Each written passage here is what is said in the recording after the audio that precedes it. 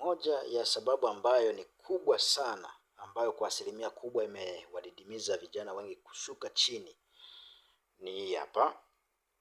Vijana wengi wanafanya vitu kwa mihemko pasipo kutumia akili ya kufikiria zaidi. Naposema akili ya kufikiria zaidi, ni uwe na uwezo wa kufikiria miaka 3 au 5 mbeleni kuliko kufikiria miezi 3, mwezi mmoja, mwaka mmoja ili ufanye jambo au ufanye maamuzi. Na hili limewaponza vijana wengi kwa sababu nakuta vijana nyakati hizi wanaanza maisha kama sehemu ya mashindano. Kwamba nimeenda kwa kijana mwenzangu pale, nimekuta anamiliki kitu fulani na mimi nataka nikimiliki. Si jambo ambalo ni baya, lakini unasema uanze kukimiliki hicho kitu kwa misingi gani uliyoiweka?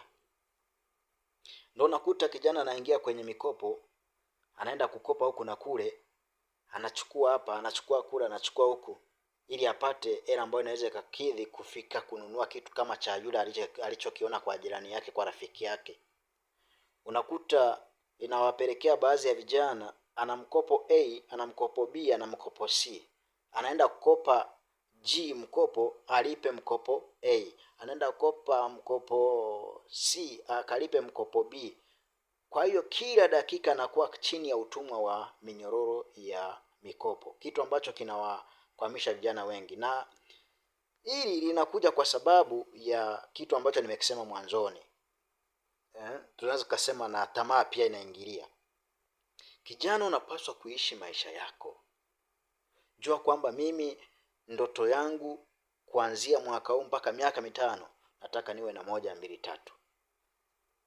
Focus na ndoto yako. Usianze nimeenda kwa fulani, nimekuta anamiliki TV inchi 60, nimekuta ana bufa la milioni 2, nimekuta sijua na kitanda cha 6x6 cha 800,000 na mimi nataka niwe navyo. Kwa maisha hiyo huwezi ukafikia hatima ya ndoto yako, wala huwezi ukafikia kile ambacho unakikusudia. Sana sana utakuwa mtumwa kwa kile ambacho unakifanya. Kwa hiyo inabidi upambane, ujirudi wewe mwenyewe, alafu ujue nini ambacho unaweza ukakifanya. Baada ya hapo utajua kwamba kwenye hili ninalolifanya nitaenda kufika sehemu fulani. Sasa basi, nini mfanye nyinyi vijana? Hakikisha unaangalia ndoto zako. Focus na ndoto zako. Hakikisha unajua kwamba mimi nataka kutembelea sehemu fulani, nataka kupitia mstari huu.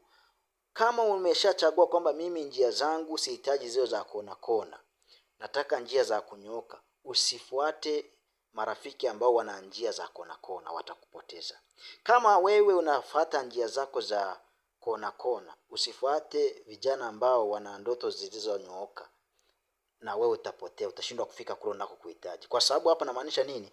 Kuna vijana ambao wamewekeza mawazo yao na fikra zao katika kufanikiwa ama kufanya chochote ambacho wanakihitaji, ama kupata chochote ambacho wanakihitaji kutumia uweza wa Mungu aliye hai. Lakini kuna wengine ambao ni vijana wanasema Mungu simjui, sijawahi kumuona. Wao wanaamini waganga wa kienyeji na mambo mengine kama hayo, mizimu na vingine. Chunguza kwanza wewe unataka kupita kwenye njia ipi.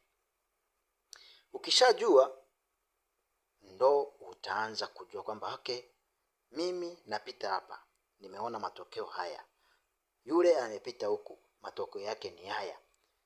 Kila mmoja atapima matokeo yake kulingana na kile ambacho ameamua kukipa kipaumbele ama kukifanya kwenye maisha yake ama kukiamua.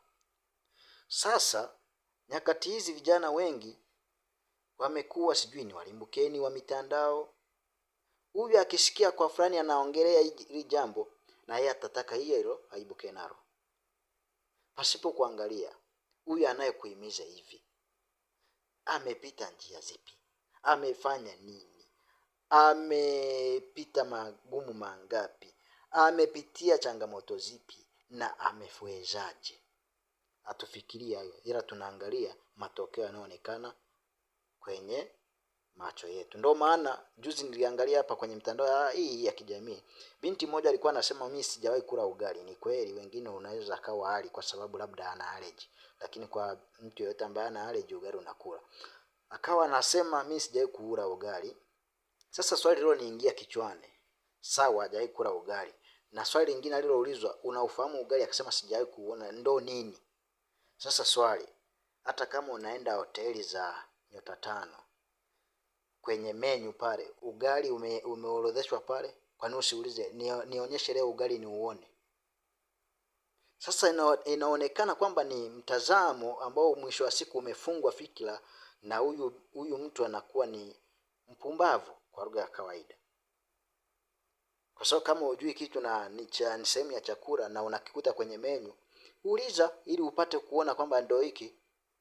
Hicho ndicho kinachowaponza vijana wengi, kwa sababu wanaenda na kile wanachokiona, kukitazama na ukisikia.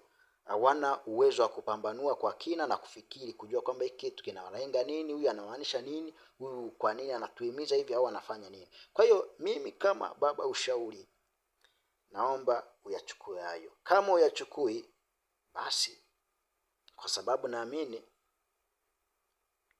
vikikuta ndio utakuja kukumbuka, kwa sababu anasema asiyesikia la mkuu huvunjika nini. Mungu abariki.